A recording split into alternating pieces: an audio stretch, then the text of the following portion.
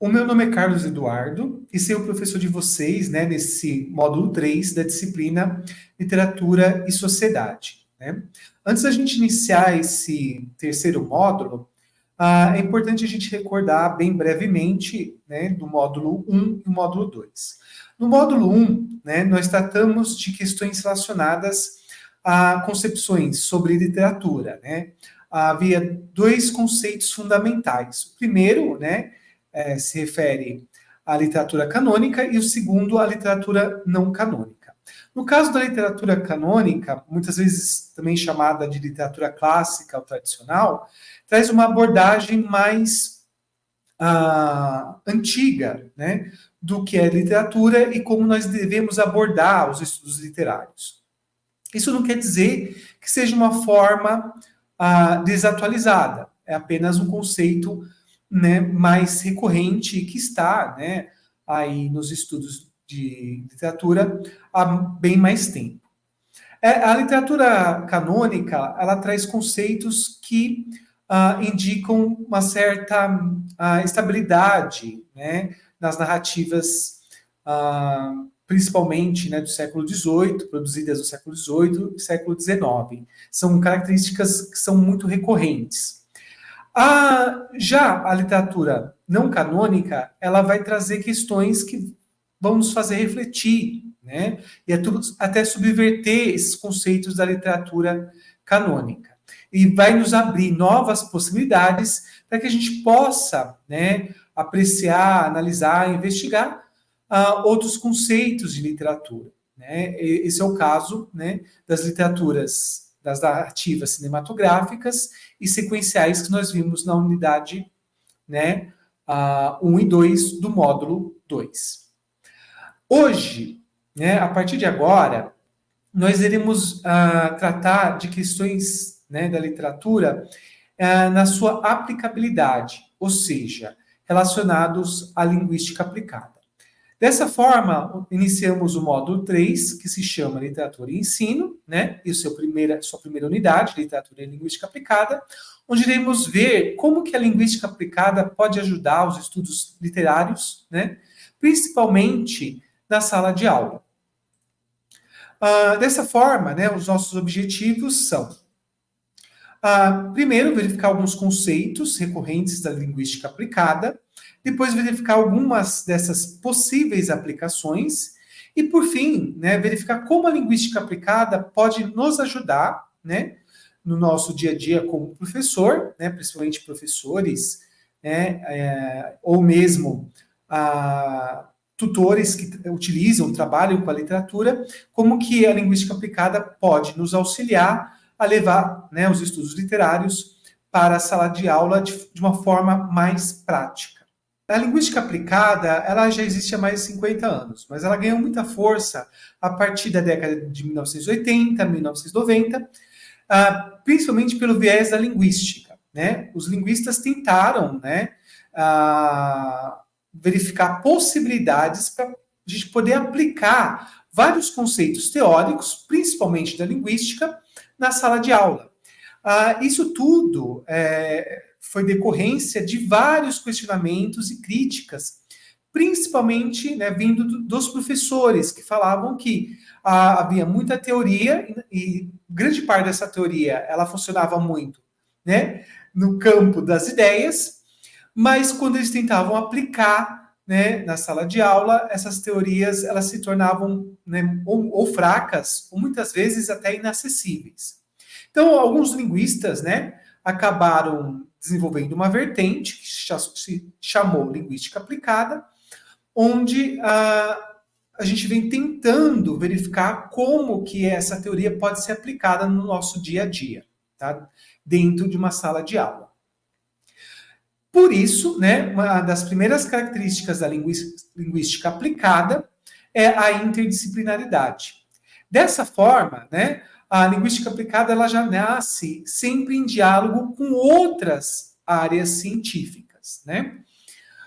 Com o seu desenvolvimento, ela deixa de ser apenas interdisciplinar e ela passa a ser transdisciplinar. Ou seja, a gente começa, né, a usar conceitos e teorias de várias áreas dentro da própria linguística aplicada. Por fim, né, hoje a linguística aplicada ela vem tratando muito da questão cultural, né? Tanto da interculturalidade, da transculturalidade e também da interdisciplinaridade, né? Que são vários conceitos que hoje vem auxiliando e muito a linguística aplicada. Então, hoje, nossa abordagem de ensino e aprendizagem não é mais apenas aquele, né, dividido em categorias distintas e distantes uma das outras. Na verdade, hoje as disciplinas estão cada vez mais dialogando umas com as outras, né? E isso é possível a gente ver quando se usa, por exemplo, né, a metodologia da linguística aplicada, chamada English as a Medium of Instruction, onde várias outras áreas, como química, física, matemática, biologia, utilizam a língua inglesa para poder lecionar, né, as suas respectivas matérias e disciplinas. Como eu comentei, né, a linguística aplicada ela existe realmente há mais de 50 anos. O que muitos cientistas vêm indicando é que ela nasceu nos Estados Unidos, nos anos 40, como uma forma de, né, os militares aprenderem uma segunda, terceira, quarta língua muito rapidamente, né? Isso tudo foi fomentado muito pela Segunda Guerra. Eles necessitavam, né, de militares não só bilíngues, mas multilíngues, para que eles pudessem, né, exercer as suas funções bélicas. No Brasil, como eu falei, né, ela começa a entrar a partir da década de 1970, mas ela vai ganhando força a partir de 1980, como, por exemplo, o inglês instrumental, o espanhol instrumental, e ela começa a ganhar mais força ainda a partir da década de 1980, quando nós temos, inclusive, a institucionalização de várias disciplinas de linguística aplicada no currículo de letras, né, dos cursos de nível superior no Brasil. Bem, quais são os objetivos da linguística aplicada, né? Bem, há vários, mas alguns pontos são, a meu ver, bem relevantes. A linguística aplicada, ela sempre está refletindo sobre o seu momento. Então, ela é bem contemporânea e ela é bem mutável, né, na sua constituição. Então, constantemente estamos tendo que refletir. Um caso agora é como que, por exemplo, as disciplinas de escrita, como escrita acadêmica ou escrita em língua portuguesa, pode se beneficiar, né, do chat GPT, nessas, né, inteligências artificiais. Como eu falei, ela é sempre contemporânea, ela é sempre muito atual. Outro ponto é a hegemonia, né? A linguística aplicada tende a quebrar várias hegemonias, porque ela apresenta na sua constituição essas características que eu já comentei: a interdisciplinaridade, a interculturalidade e a transdisciplinaridade. Ou seja, ela não é uma disciplina isolada, ela está sempre em diálogo com outras disciplinas, inclusive fora da área de letras. E ela é plural. Por quê? Com todas essa potencialidade, né, esse dialogismo que ela tem em se relacionar com outras disciplinas, nós sempre estamos nos deparando a novas abordagens da linguística aplicada. Bem, dentre as várias contribuições da linguística aplicada, uma das mais relevantes é dentro da sociolinguística, né? Através da sociolinguística, a gente vem conseguindo perceber as distinções entre dialetos, entre sotaques, entre abordagens linguísticas, como a cultura influencia muito a produção, né, oral de uma comunidade. Isso vem sendo fundamental para a gente, por exemplo, diminuir relações racistas, relações sexistas, relações homofóbicas, dentro, inclusive, da própria produção textual.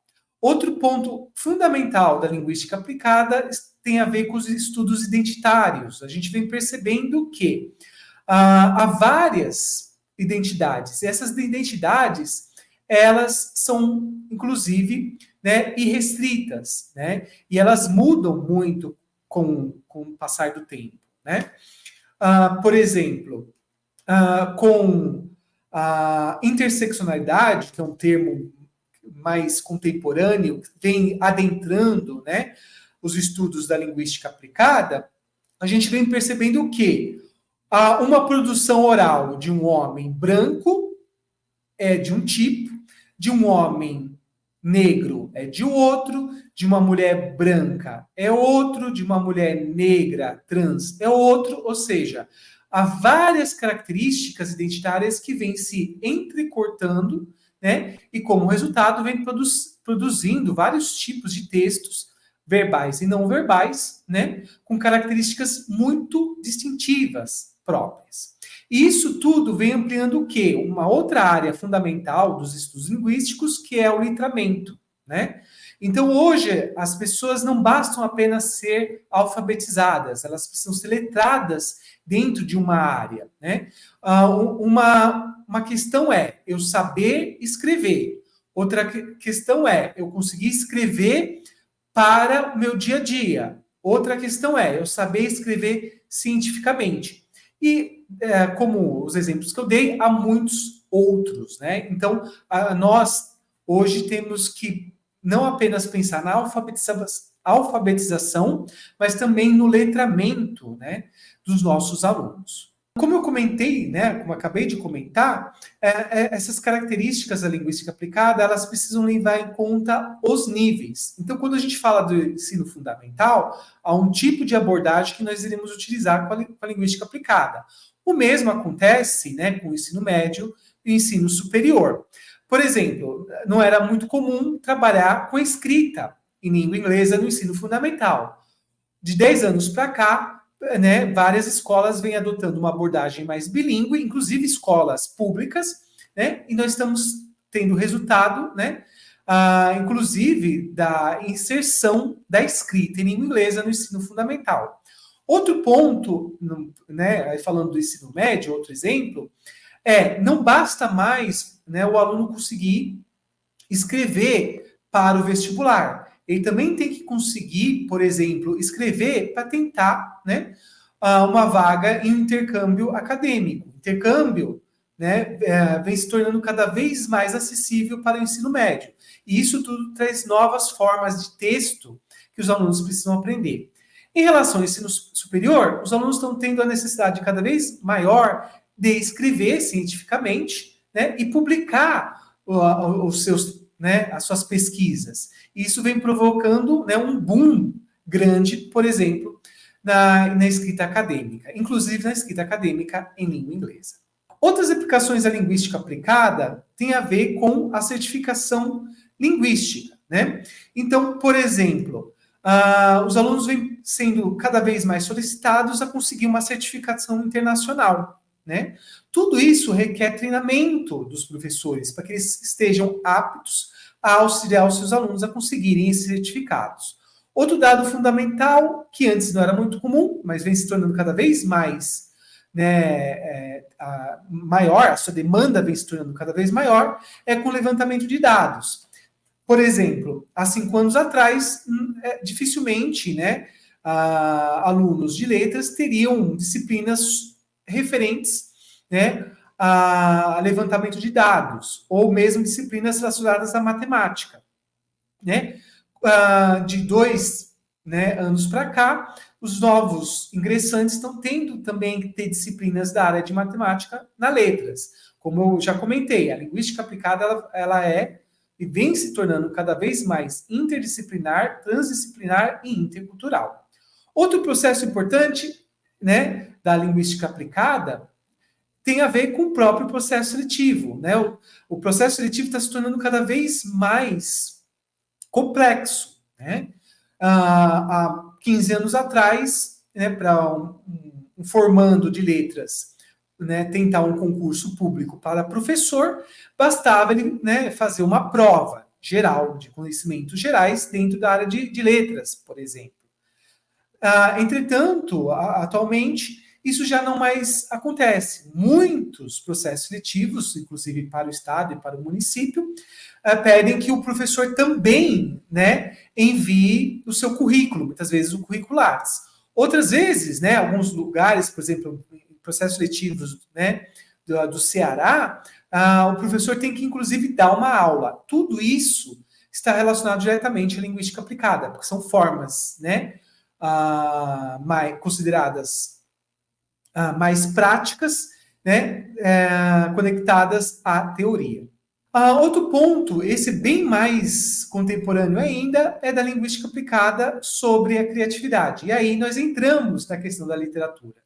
Por muito tempo, os estudos literários focavam muito, né, que o ensino da literatura fosse apenas interpretativo, né, o leitor deveria ser passivo. Isso vem se tornando cada vez mais questionável. Atualmente, existem formas, né, de se estudar, né, a literatura, inclusive a literatura não canônica, né, através de recursos considerados mais práticos. Esse é o caso, por exemplo, da escrita criativa. Né? Então, uma forma de o aluno entender melhor, né, alguns conceitos da narrativa sequencial é através dele escrevendo a sua própria narrativa sequencial. Né? E aí nos traz um ponto importante. Né? O que é criatividade? Bem, há várias abordagens relacionadas à criatividade. Entre essas várias abordagens, né, que nós veremos na próxima unidade, uma delas tem a ver com como, né, nós percebemos o conceito de criatividade. Iniciamos, então, a unidade 2 do módulo 3, né, Literatura e Ensino, da disciplina Literatura e Sociedade. Nesse módulo 3, né, iniciamos, então, a unidade 2, chamada Literatura e Escrita Criativa. Lembrando que, na unidade 1 do módulo 3, Ensino, né, Literatura e Ensino, nós tratamos de conceitos e abordagens relacionadas à literatura e à linguística aplicada.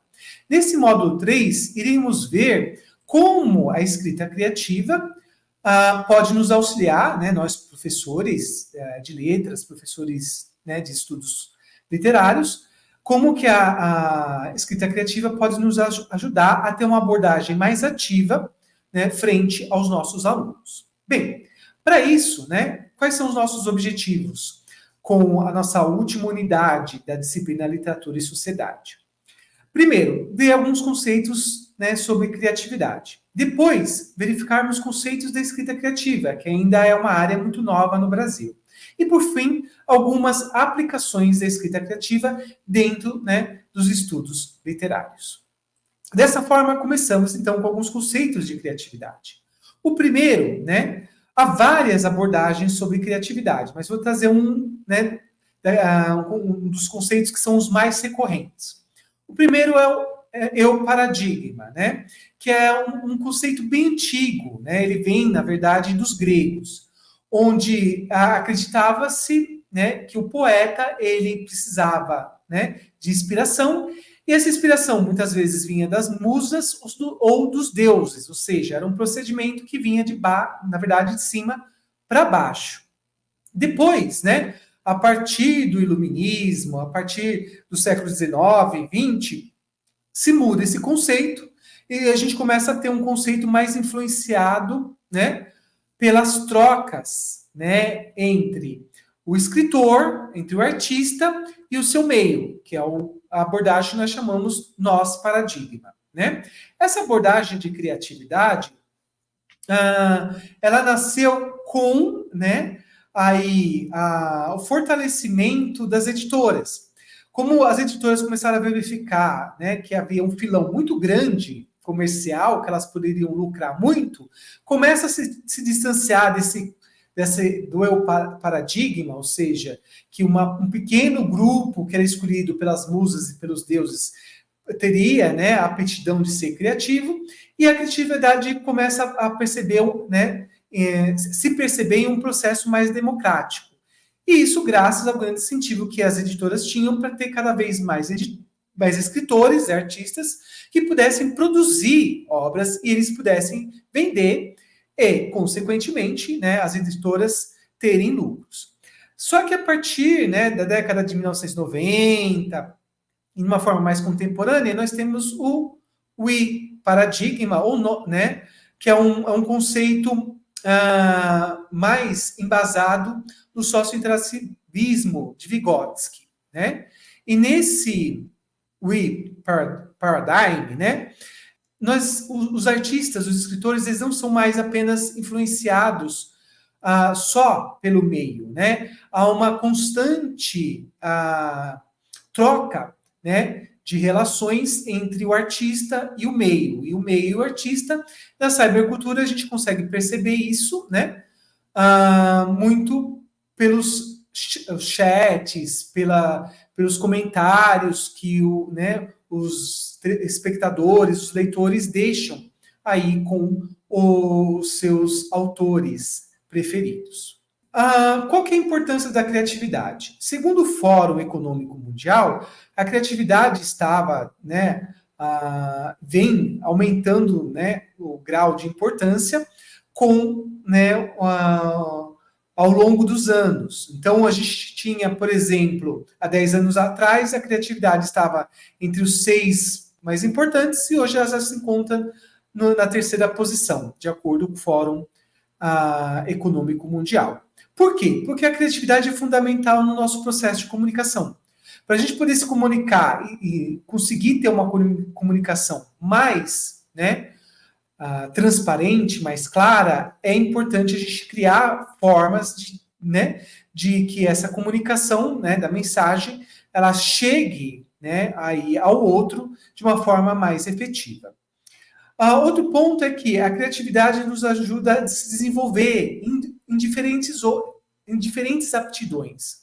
Esse é o caso, né, por exemplo, da linguística aplicada. A linguística aplicada ela vem né, mudando, né, e se atualizando constantemente, né? Agora, com a inteligência artificial, nós, linguistas aplicados, precisamos tentar compreender como que a linguística, né, ela pode utilizar essas novas ferramentas, como o ChatGPT ou o Bardo, a nosso favor. E também auxiliar os nossos alunos, né, a utilizarem esses recursos de forma efetiva. Além disso, a criatividade ela está ligada à socialização, né? Vem se criando cada vez mais fóruns, comunidades, congressos, onde as pessoas, né, elas podem, através de um interesse comum, trocar suas experiências e aprender novos conceitos, aprender novas teorias a respeito de um tema, né, já pré-determinado. Isso tudo também está interligado com, né, as funções da criatividade, né? E a criatividade ela está relacionada ao pensamento lógico, né? Então, muitas vezes nós e os nossos alunos se deparam a problemas que são complicados de se resolver. Muitas vezes eles nem apresentam soluções, né? Em um primeiro momento. Então, nós temos que auxiliar os nossos alunos a desenvolver a criatividade para que eles possam conseguir solucionar problemas que vêm, né, aparecendo cada vez mais incomuns. Nessa resolução de problemas, nós conseguimos identificar o quê? A originalidade, né? Então, digamos, dentro dos estudos literários, como que nós podemos abordar obras que têm adaptações não muito comuns, obras canônicas que têm adaptações consideradas não canônicas, né? E nisso nos apresentam, né, várias perguntas, né? Então, digamos, vamos ensinar Memórias Póstumas de Brás Cubas. Como que nós iremos fazer isso? Nós iremos abordar o texto canônico ou podemos utilizar uma adaptação em histórias em quadrinhos? Todas essas questões vai depender da própria abordagem e dos conceitos que o professor tem de literatura e da linguística aplicada, né? Uma forma que vem se mostrando mais acessível para o ensino fundamental é tratar de Memórias Póstumas de Brás Cubas através da narrativa sequencial, através das histórias em quadrinhos. Entretanto, quanto mais esse aluno vai se desenvolvendo, se torna fundamental ele também ter uma abordagem através da literatura canônica, da narrativa tradicional. O que nós percebemos hoje é que uma forma narrativa, ela não elimina a outra no processo de ensino e aprendizagem. Na verdade, uma deve dialogar com a outra, deve ajudar, né, a outra, para que o professor consiga atingir os seus objetivos pedagógicos. Ou seja, para que o aluno aprenda mais sobre literatura através, né, aí, por exemplo, de Machado de Assis, de Clarice Lispector, do William Shakespeare, e assim por diante. Bem, alguns conceitos que nós tratamos da criatividade foram utilizados para poder compor a escrita criativa. E o que seria a escrita criativa? A escrita criativa nada mais é do que uma forma ativa de se aprender literatura. Por muito tempo, né, o leitor era um leitor mais passivo, ele lia e fazia apenas reflexões dentro das aulas de literatura. Hoje, isso mais não basta. O leitor, inclusive com o advento da internet, com a cybercultura, ele vem querendo expressar suas ideias. E é aí nesse ponto que a escrita criativa vem ganhando cada vez mais espaço, né, no meio acadêmico. Por exemplo, nos Estados Unidos e na África do Sul, a escrita criativa como disciplina universitária, ela existe já há mais de 100 anos. No Brasil ainda é algo muito recente. A partir de 15 anos para cá, nós estamos tendo opções e disciplinas em nível superior, né, mais em cursos de letras, sobre escrita criativa. Além disso, muitos alunos que adentram os cursos de letras, eles não necessariamente querem ser professores. Muitos gostariam, né, de trabalhar com escrita ou até mesmo serem autores. E a escrita criativa também auxilia eles a uma abordagem mais ativa sobre os estudos literários. E, dessa forma, né, a escrita criativa abarcou também aquelas características que eu já comentei da criatividade. Né? A escrita criativa é um processo mais fácil e acessível de se comunicar um texto narrativo. Ela vem apresentando, né, um desenvolvimento mutável muito rápido, ela se atualiza constantemente, né? E é um processo que vem ganhando cada vez mais socialização. Há, inclusive, né, hoje fóruns só sobre escrita criativa, canais de escrita criativa no YouTube, né, voltados para esse público que espera ter uma visão, né, uma perspectiva sobre os estudos literários como um espectador mais ativo, como um leitor mais ativo. Além disso, a importância da escrita criativa também se dá, né, em os seus alunos conseguirem desenvolver raciocínios mais lógicos e ágeis. Quando o leitor, ele não só lê e reflete, mas ele também tenta colocar em prática os conceitos de uma certa narrativa, o seu próprio letramento daquela narrativa se torna mais efetivo. Ele aprende mais quando ele consegue reproduzir. Há uma demanda cada vez maior, né, do desenvolvimento da narração.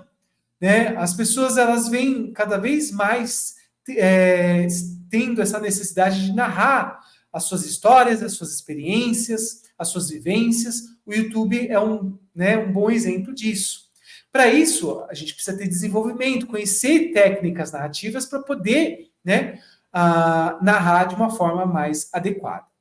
Por fim, né, através de um domínio maior da narração, do processo narrativo, a gente consegue ter, né, uma aptidão maior para transmitir as nossas ideias. As nossas ideias, elas conseguem se tornar mais claras, coesas, né, e o nosso espectador, o nosso leitor, ele consegue compreender melhor, né, as nossas mensagens, aquilo que nós queremos transmitir como autores. Além disso, a transmissão de ideia também tem a ver com uma acessibilidade maior do próprio processo literário. Se nós temos narrativas que se tornam difíceis de se compreender, o próprio leitor, o espectador, pode desistir, né, aí do nosso texto. Então, há também uma questão, né, muito importante que é a gente conseguir leitores para os nossos textos, há uma competitividade maior.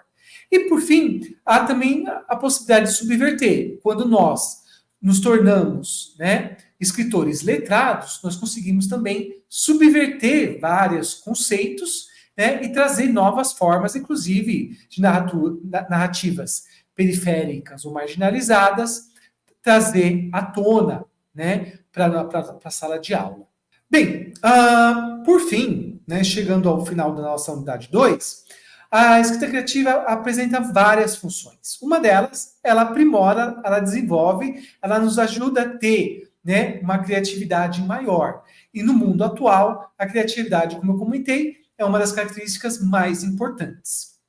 Outra questão é, as pessoas vêm se tornando, vêm tendo essa demanda, essa necessidade de se expressar. Elas querem expressar, né, os seus ideais, os seus conceitos, né, e as suas próprias histórias. E a escrita criativa pode auxiliar nisso. Por fim, ela também nos ajuda, né, a desenvolver textos melhores, inclusive textos mais objetivos e científicos.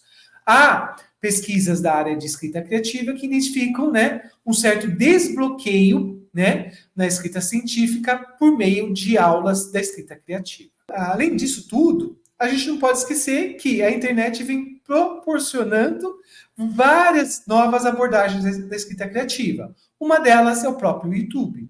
Hoje há várias pessoas produzindo, né, narrativas de diferentes tipos no YouTube.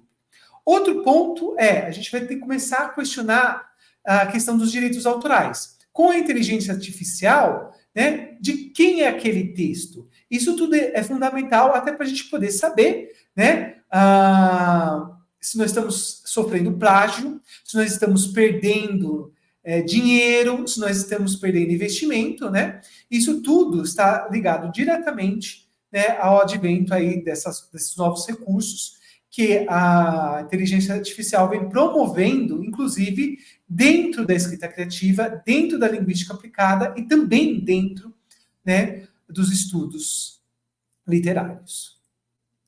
Bem, é tudo, né, que eu tinha para falar sobre a disciplina Literatura e Sociedade. Espero que vocês tenham aproveitado e aprendido bastante, né, sobre, né, conceitos já estabelecidos e novos conceitos relacionados à literatura. E o principal, que vocês, né, hoje tenham mais, né, mais conceitos, mais abordagens, mais perspectivas do que seria, então, a literatura. Né? Não só a literatura, como também os próprios estudos literários.